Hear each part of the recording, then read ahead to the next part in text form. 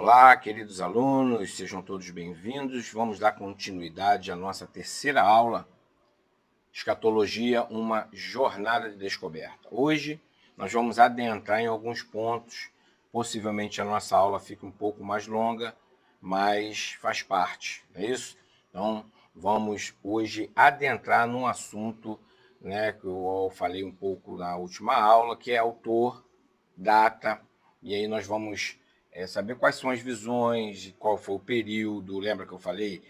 Se você souber mais ou menos, tiver mais ou menos uma ideia do período da escrita, você vai ter mais ou menos como estudar o contexto da sociedade, das comunidades, o contexto que a igreja, o contexto que o império, qual era o imperador, né, o porquê de alguns símbolos, algumas visões. Então, hoje nós entraremos no que eu chamo, né, que eu poderia falar para você dessa parte de autoridade.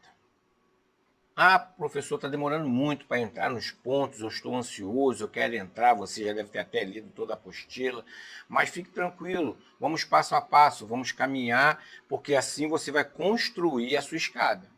Que você não sai do primeiro degrau para o último. Então você tem que ir passo a passo. E dentro deste passo a passo, nós temos um degrau fundamental para esta jornada, que é o degrau da obra, do autor, quem escreveu, qual foi o período, a sua data.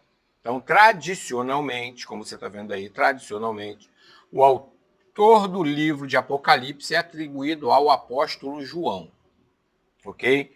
Na tradição da igreja, na tradição das comunidades daquela época, o livro, então você tem que ter em mente o seguinte: hoje a gente olha, lembra que eu falei na última aula sobre anacronismo? A gente não pode cometer. Vou dar um outro exemplo, bem mais prático ainda.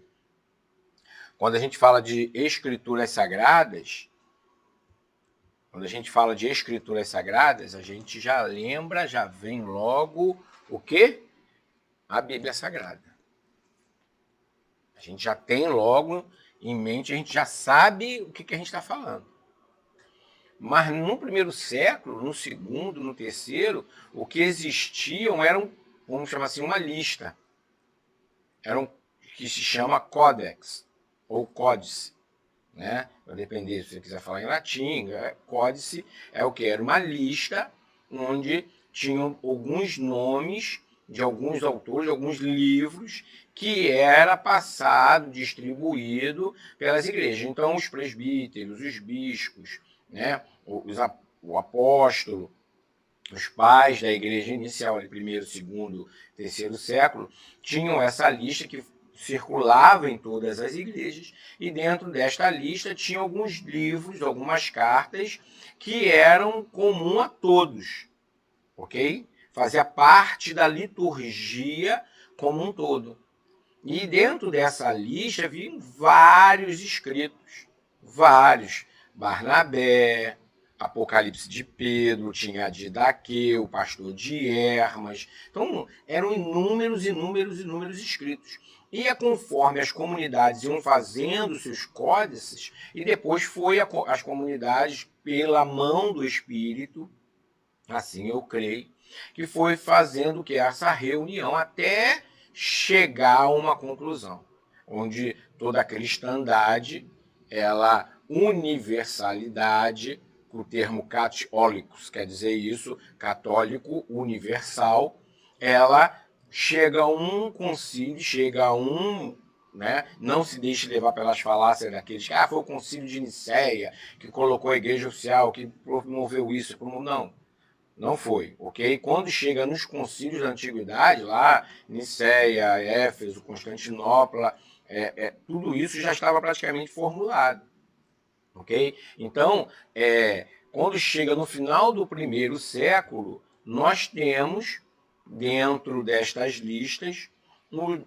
autor de Apocalipse, lembra que eu falei o livro Revelação, já circulava e já tinha-se como premissa de crença que era de João. Porém, nós temos também esse João, ele é um nome muito comum no primeiro século, da região da Judéia, ok? Ele era um nome muito comum, Yohanan, quer dizer João. Ele era um nome bastante comum. A arqueologia encontrou dois túmulos, duas tumbas, na cidade antiga, nas escavações de Éfeso, dois túmulos com duas Yohanan. E aí levantam-se questões, como tem a questão de alguns historiadores, de alguns teólogos, de crerem que o autor do Apocalipse tenha sido João o Visionário, que era um presbítero, um líder da comunidade, que conhecia todos os líderes daquelas comunidades, das 7 igrejas ao qual ele escreve, né? O professor Walter Miranda, ele até comenta no seu livro, Caminho do Cordeiro, né, que havia algumas brigas, algumas questões politizadas, de um aceita aqui, outro aceita ali, então você percebe isso dentro das cartas. Porém, dentro do que a gente chama das evidências externa, né? Porque eu falei para você que na crítica textual, na crítica de um texto, a gente tem que olhar as evidências internas. Por exemplo, a gente sabe que foi João, ok? Vamos abrir a mente agora, como alunos. Foi João. Quando João fala dos 12 apóstolos, lá na frente em Apocalipse, ele não se cita, ele não se situa, ele não coloca ali, e ele, você entende? Então ele coloca como se ele tivesse à parte, como se ele estivesse fora. E isto dá um ponto para que estes que acreditam que sejam outro João, ok? Mas aí é questões, vamos dizer, acadêmicas, questões de você olhar para o texto. Porém, por que a tradição acredita que tenha sido o apóstolo João? É aquilo que eu falei para você, que é as evidências o quê? Externas. Há evidências externas, como a dos pais da igreja, por exemplo, Papias de Herápolis, que escreveu entre 95 e 110, Irineu de Lyon, né, em 120 e 140, que é os seus escritos, martirizado no ano 202, 203, Justino Marte, né, de 100 a 165. Então você vê que eles estão bem próximos dos escritos, eles estão bem próximos dos apóstolos, daqueles que foram discipulados diretamente pelos apóstolos, eles ouviram as mensagens apostólicas, eles estavam muito, mas muito próximos, ok? Então, eles atribuíam todos esses três que eu falei, fora outros, né, atribuíam a autoria do Apocalipse ao apóstolo João. Essa atribuição contribuiu para a consolidação da tradição joanina e para a inclusão do livro no cânone bíblico. Então, o cânone, a gente sabe o que é cânone, professor, é régua, padrão, aferição, medida. É uma medida, tem que constar isso. São padrões que foram estabelecidos para adentrar como um livro inspirado. Ok? Então, na tradição, você anota aí, na tradição, apóstolo João, com forte evidências internas, porque o autor já bota João, e uma forte evidência externa, que é os pais da igreja, os que escrevem depois, que consolidam a doutrina, né? Irineu escreve contra os hereges, né? Justino Marte, Papias de Herápolis, ele vai falar e ele vai dizer que o livro das revelações, o livro de Apocalipse, foi escrito pelo apóstolo João. Ok? É a mesma coisa que daqui a, vamos supor, eu sempre gosto de usar esses exemplos, né? Daqui a 300 anos, alguém chega e começa a questionar o livro do autor A. Mas aí você pega a fala, por exemplo, vou usar aqui o livro do Walter Afonso de Miranda, que é um livro excelente, que fala do caminho do Cordeiro. Você que quiser estudar o Apocalipse, também é um bom livro, vem da editora Paulus, não é caro. Só que aí, esse livro hoje a gente sabe que está escrito, assinado e tal, mas vamos supor que ele não tivesse assinado. Aí você tem o professor Newton, o professor tal, o pastor tal, que fala, que comenta e que atesta que este livro, O Caminho do Cordeiro, foi escrito por Valtair Afonso Miranda. Você entende? Então é isso que acontece quando você olha para os escritos dos pais da igreja e eles atestam que o livro saiu da mão do apóstolo João. Por isso que nós não temos hoje dificuldade nenhuma em crer que é e foi entregue as visões ao apóstolo João. Apesar de conhecermos, de entendermos que existe uma outra visão da outro lado da moeda, uma outra vertente, que é que o livro foi escrito por um outro João. Até aí, ok? Vamos adiantar? A datação do Apocalipse. A datação, ela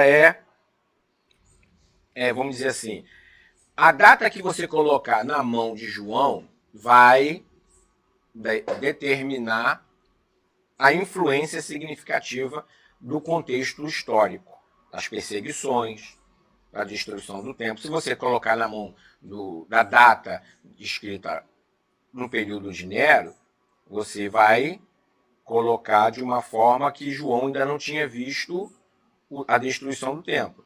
Se você colocar pós 70, aí você já tem um grande forte indício de que João estava falando de uma grande perseguição de judeus e guerra, se você colocar no período de Domiciano, que é o período mais aceito pela tradição, ok? Que é o período do imperador Domiciano. Por que esta é a teoria mais aceita tradicionalmente? Porque quando João escreve, ele escreve para as 7 igrejas. E o período do imperador Domiciano, essas 7 cidades estavam vibrantes, estavam pujantes, elas estavam vivas, elas estavam todas consolidadas, vivendo a sua vida cotidiana, política, religiosa. Ela estava atuante dentro do império, pagando seus impostos, produzindo. Então ela estava vibrante ali dentro. Então, quando João escreve para essas 7 igrejas, que fazem parte de 7 cidades, nós vemos nesse período, né, no período do imperador Domiciano. E as principais teorias sobre a datação que a gente vai o que a gente está colocando, que é a domicianista, a neroniana e a pós-70. A pós-70 e a domicianista quase praticamente se fundem, perfeito? Que foi uma visão que veio para praticamente falar assim, olha, não tem como. Alguns autores colocam por causa de algumas visões e por causa de uma lenda que existia que o imperador Nero renasceria. Ok? A falsa besta que está lá, que foi ferida e volta. Então existia uma lenda que Nero ele retornaria. Existe outro também, o 666, nós sabemos que a língua semitas, as línguas originárias, né, dos semitas ali, daquela região, não tem número. Os números são o quê? São escritos através das próprias letras. Então, cada letra tem a sua numerologia, a sua simbologia, o seu valor numérico. E quando você vai para o 666, você automaticamente tem lá Augusto Nero. Nero, imperador Nero Augusto, então dá o nome de Nero. Nós vamos falar um pouquinho sobre isso daí. Eu tenho uma visão sobre esse valor 666, que o 6 é o número do homem. 666 fala da imperfeição total, pode ser, ok? Outros falam que é a besta, outros falam que é o anticristo na sua imperfeição contra o Cristo total. Então, cada um vai ter uma visão. Ok até aí? Então, nós acreditamos e nós temos estas 3 bases para você ter o autor e a data. Entendendo o autor e entendendo a data, você vai conseguir entender praticamente todo o contexto do Apocalipse. Por quê? Porque Domiciano também empreende uma perseguição. Lembra que eu falei que as perseguições elas eram locais, entre os tribunos, entre os governos, entre os reis, aqueles governantes, porque o controle social, aquele que não participava das festividades, aquele que não participava da grande festa ao imperador, como o culto, o símbolo, a festividade, ele era visto como um terrorista, vamos usar a palavra de hoje, né? Naquela época não existia essa palavra, mas ele era visto como um adversário, como um opositor, como um rebelde, ok?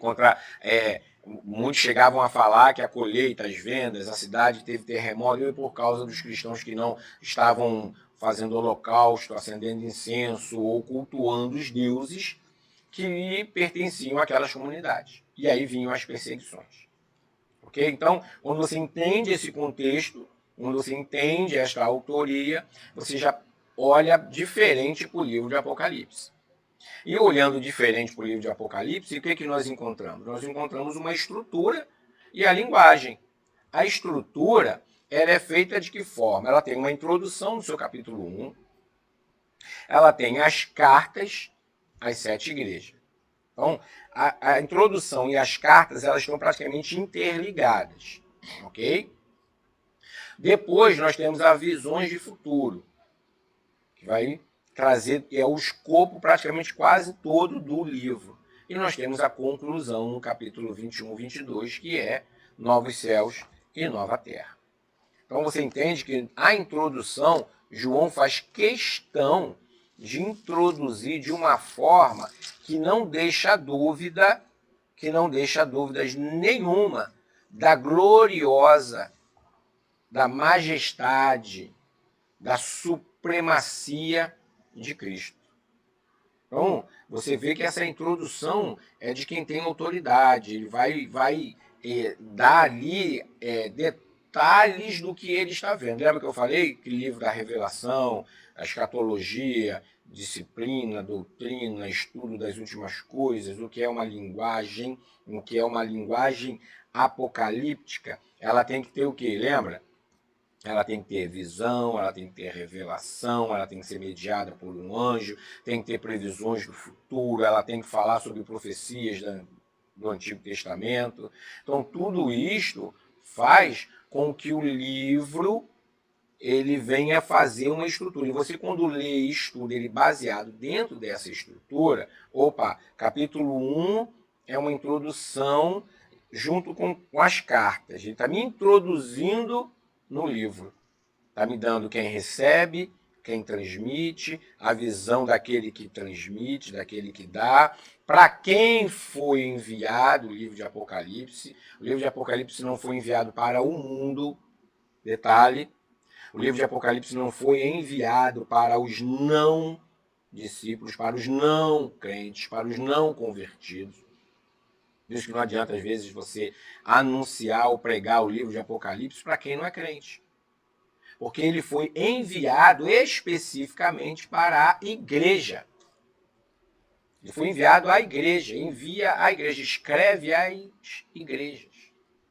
Então não adianta você pegar o livro de Apocalipse e ler ou citar o livro de Apocalipse para quem não é crente. Paulo fala que quem é carnal não entende o que é espiritual. O natural não consegue compreender as coisas do espírito. Então, para o não crente é evangelho. Para a igreja, cartas. Para a igreja, Apocalipse. Você percebe isso? Por isso que é tanta confusão. O camarada, às vezes, eu posso pegar uma carta e pregar para não crente? Pode, você vai ter que fazer uma contextualização. Por quê? As boas novas que são pregadas ao não crente. Os evangelhos, que Jesus veio, morreu, perdoou. Como diz Paul Vane, o amor que venceu o mundo. Quem é Paul Vane? Um dos maiores historiadores da história, está entre o top 10, top 3 da antiguidade, e ele escreve um livro, acabei de estou lendo, né, quando o nosso mundo se tornou cristão. E detalhe, ele é ateu, tá? Então ele faz um ensaio historiográfico e a base é o amor, no qual nenhuma outra religião até hoje no mundo faz essa relação, trata esta relação da divindade com o ser humano e do ser humano com a divindade, que é uma relação de amor em amor e por amor. Ok? Ok? Até aí, então, dentro da estrutura, nós vamos ver uma estrutura baseada neste ponto que é a parte da introdução, das visões, né? A segunda parte, que fala, que é a mais extensa, que apresenta uma série de visões de futuro, aí inclui os 7 selos, as trombetas, as taças, a besta e o falso profeta, a noiva, a nova Jerusalém. Então essas visões são apresentadas em uma linguagem altamente simbólica e repleta de imagem. Eu vou e não me cansarei de falar. Simbolismo, alegorias, metáforas.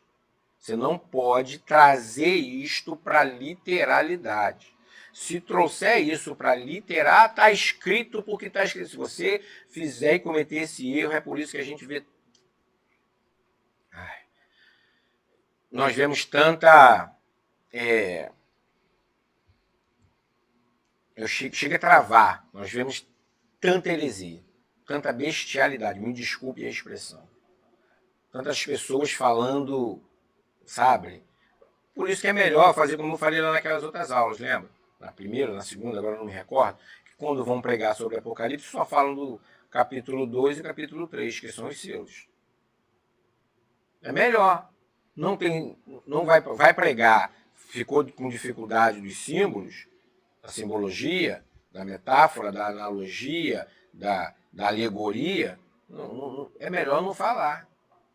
Se falar, deixa bem claro, gente, isso aqui é uma alegoria. O apóstolo João, o escritor, está usando símbolo, ok? Símbolo.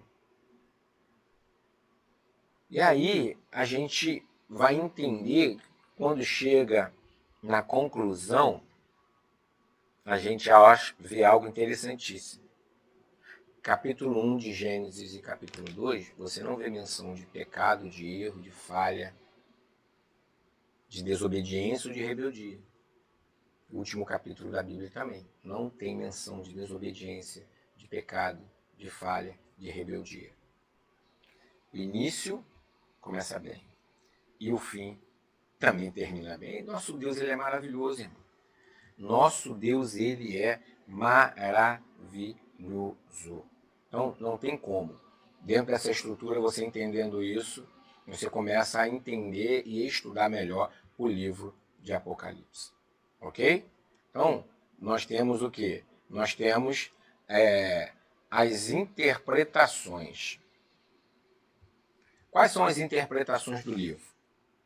Né? As interpretações do livro, né, nós temos... eu esqueci de falar aqui para vocês. Peraí. Sobre a linguagem do Apocalipse, volta aqui. Isso, volta aqui. Sobre a linguagem do livro, é altamente simbólica, eu falei, repleta de imagens vívidas, algumas de características mais marcantes algumas mais marcantes da sua linguagem, sim, algumas características. O símbolo, como eu já falei, números possuem significado, né? Além do número 7, número 3, número 4, o 12, são frequentemente e carregam significados específicos. Número 7 é um número perfeito. Número 3, número 4, número 12. Número 12 fala de administração. 12 patriarcas, 12 apóstolos, 12 portas, 12 colunas. Você entende? 12 árvores plantadas junto aos ribeiros. Cada árvore vai dar o seu fruto para alimento. Então, fala de administração. 12 fala de governo. Tem as cores. As cores também, quando você vê cor em Apocalipse, simboliza.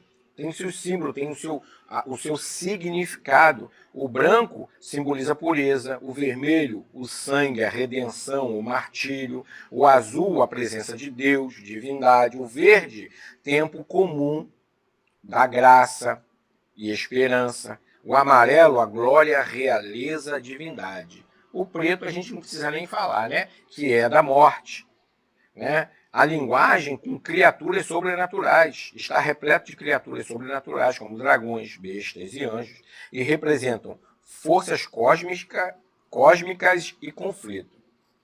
Quando se fala de falso, nós vamos falar isso lá na frente quando chegar nesse ponto, da besta e do falso profeta, ali o apóstolo está falando de um símbolo que é poder político e o poder religioso. Já aguça isso aí na sua mente. Poder político e poder religioso. A linguagem apocalíptica clássica, né, é um gênero literário caracterizado. Lembra que eu falei? Ó, de novo, visões, profecias, linguagem simbólica, para ficar mais reduzido. Um livro que diz que é um livro apocalíptico, ele tem visões, ele é repleto de profecias, ele tem uma linguagem simbólica. E aí? Sim ou não? Se não, ele não é um livro apocalíptico. Dentro deste problema do livro, da linguagem, da interpretação, do simbolismo, das visões, das profecias, nós temos algumas que a gente pode falar da interpretação do livro. A abordagem interpretativa, o desafio da interpretação e os princípios para uma interpretação saudável. Então, quando você vai ler, você quer ler e entender. Ao ler e entender, você vai usar o quê? Vai usar a bagagem que você já tem. Você vai usar os argumentos que você já ouviu. Você vai usar o banco de dados que você já tem como conhecimento. E aí você tem que adquirir outros tipos de conhecimento para você interpretar, para você entender, para você trazer e fazer menção para uma boa aplicabilidade, uma boa interpretação e um bom entendimento do livro. Ok? Então, dentro do que a gente chama da abordagem interpretativa, o livro é desafiador. A sua estrutura ela é complexa, a sua linguagem simbólica exige uma abordagem cuidadosa e atenta. Ao estudar, não podemos, o Apocalipse, podemos aprofundar a nossa compreensão de fé cristã e encontrar esperança em meio à dificuldade da vida. É um dos textos mais fascinantes e complexos da Bíblia, gerando debates e interpretações diversas ao longo dos séculos. A interpretação acadêmica do Apocalipse busca compreender o texto em seu contexto histórico. Isto é, compreender o texto em seu contexto histórico. Isso é básico para qualquer texto da Bíblia.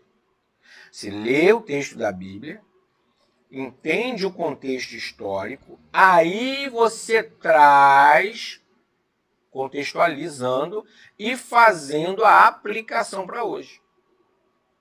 Ok? Aí sim você tem uma... Por quê? Você tem a camada principal, o texto, na nossa língua, no vernáculo. Aí você tem a segunda camada, que é o contexto histórico. Aí você tem a terceira camada, que é a contextualização. E aí você tem a quarta camada, que é a aplicação.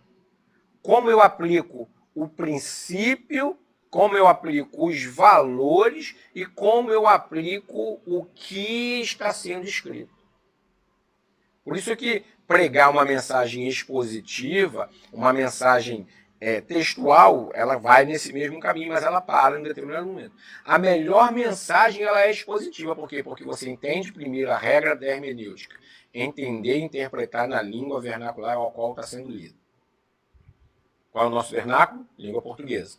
Então eu entendo aqui. Eu leio 2, 3, 4, até entender o que está escrito aqui na minha língua. Entendi na minha língua? Agora eu vou para o contexto histórico. Como os ouvintes, como os leitores, como a sociedade, como que eles viviam naquela época, o que queria dizer isto, o que dizia-se isto, como se dizia isto, como eles viviam. Eu entendi isso, que eles diziam, tá, agora eu contextualizo. Como? Eu trago para hoje. O que hoje significa isso? Como eu pego isto aqui, estes valores, estes princípios, e eu faço uma aplicação. Meu amigo, se você fizer esse passo a passo, você monta em qualquer texto da Bíblia uma excelente mensagem expositiva.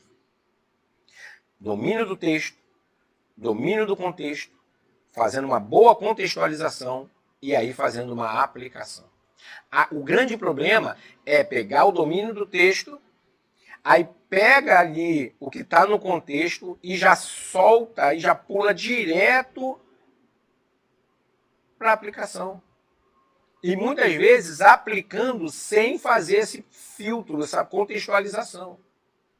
Pegando direto, às vezes, do texto aqui no português, que é o que acontece muito com a mensagem temática. A mensagem temática é muito isso. Pega aqui no texto, leu e já solta direto para cá, para a aplicação, e não consegue fazer uma boa aplicação, e a pessoa fica meio que... Por quê? Porque ela não contextualiza o que está sendo dito, quem está ouvindo, como era a sociedade, e aí perde pelo meio do caminho o quê? Os valores, os princípios, a grandeza da esperança, a grandeza da graça. Aí perde tudo isso. Então, o Apocalipse, principalmente Apocalipse, você não pode pular essas etapas. Porque se você pular essas etapas, é o que nós vemos por aí. Se já vemos isso com os evangelhos, caramba, ele estava diante de Jesus e não... Gente, para pensar. Hoje, eu e você sabemos quem é Jesus. Mas não, vamos botar na década de 30, que era quando Jesus estava ali fazendo o seu ministério, sabia que era um rabino, e muitos ouvindo que ele era milagreiro. Esse era o contexto da época, tá? Não se assuste.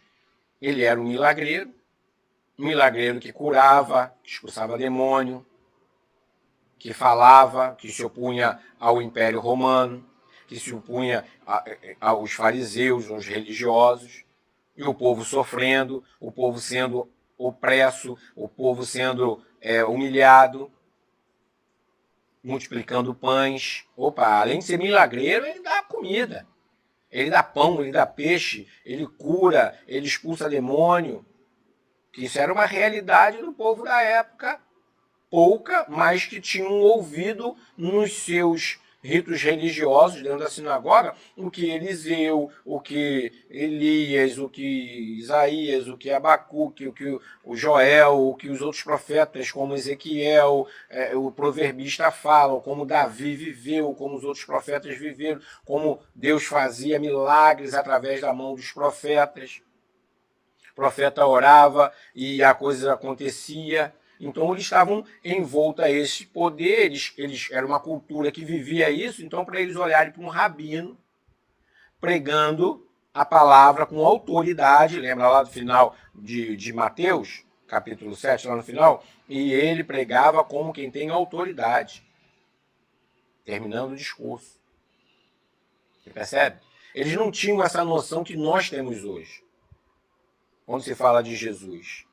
Então isso é você ler, aí você contextualizou, opa, eles entendiam assim, eles viviam assim, eles viviam desse jeito, eles tinham isso, eles tinham aquilo, estavam vivendo opresso, oprimido, tal. Aí você contextualiza, hoje nós vivemos numa opressão, vivemos assim,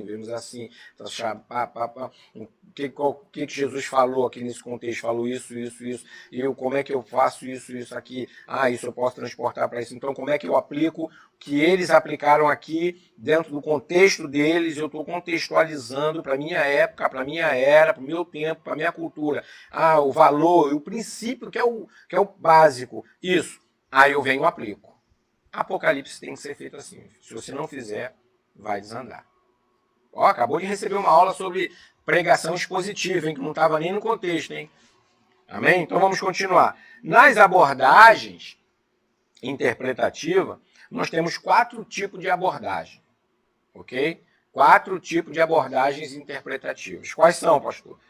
Histórico-cultural, é essa que eu acabei de falar para você.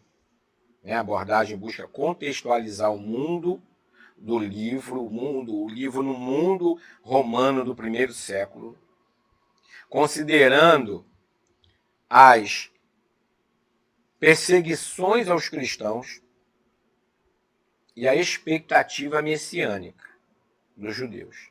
Tem a literária, a análise literária, examina a estrutura, a linguagem, os gêneros literários utilizados no Apocalipse, como a apocalíptica e a profecia. Tem a teológica, a interpretação teológica busca compreender o significado teológico das visões e símbolos presentes no livro, relacionando-as com a doutrina cristã. E tem a social, que é a abordagem que analisa o Apocalipse como um reflexo das condições sociais e políticas da época e como ele ofereceu esperança e resistência aos cristãos perseguidos. E temos os desafios da interpretação. Linguagem simbólica, como já falei, o gênero literário, o contexto histórico, isso é fundamental. E múltiplas interpretações. Ao longo da história, o Apocalipse tem sido interpretado de diversas formas, de muitas maneiras, o que leva a uma confusão. Ok? Então, essa abordagem, esse contexto, ele é fundamental para nós iniciarmos o próximo passo. Próxima aula, aí a gente já vai começar, ok? Estou fazendo a construção, lembra que eu falei? Degrau por degrau, para a gente não já chegar lá na frente e você ficar meio... Não, você tem que entender. O meu objetivo aqui, eu falei, é uma jornada. Eu estou segurando você e a gente vai junto chegar a um entendimento, ok? Para uma interpretação mais precisa do Apocalipse, é importante seguir alguns princípios. Quais são esses princípios? Primeiro, contexto histórico, sempre. Segundo, linguagem simbólica. Terceiro, unidade das escrituras. Interpretar o Apocalipse à luz de toda a Bíblia, buscando a harmonia entre os diversos livros, entre livros diferentes. Não pode ficar à parte. Se você leu algo que contradiz com outra parte do texto, alguma coisa não bateu certo.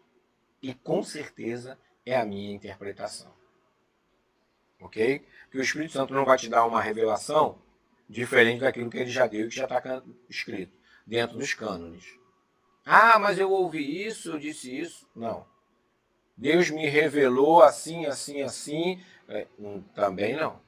Eu não creio que Deus que deu aquilo que é essencial para a igreja e depois de 2000 anos eu sou o querubim ungido, o lírio do campo, que vai ter uma outra revelação, uma outra forma de ver. Não é bem assim, não. E humildade. Reconhecer que a interpretação do Apocalipse é complexa e que pode haver diferentes perspectivas válidas. Ah, eu interpretei, tem uma forma, não está contradizendo, bate na história. Ah, mas fulano de tal viu diferente. É humildade e reconhecer que temos mente, coração, estrutura, bagagens, dados diferentes, construção de liderança diferente, de vida diferente, acadêmica diferente. Você tem uma linha acadêmica, outro tem outra linha acadêmica. Tem a teologia alemã, tem a teologia holandesa, tem a teologia inglesa, tem a teologia americana. Cada um gosta do viés teológico melhor. E aí cada um vai numa linha interpretativa. E eu tenho que ter humildade para reconhecer que tem pessoas que vão pensar diferente de mim e que eu vou pensar diferente de outros. Você entende isso? Amém? Na próxima aula, nós entraremos dentro da estrutura do Apocalipse. Capítulo 1, capítulo 2, capítulo 3, e aí a gente vai progredir nesse passo a passo, nessa jornada, subindo degrau por degrau. Aqui é o professor Newton Xavier, te vejo na próxima aula.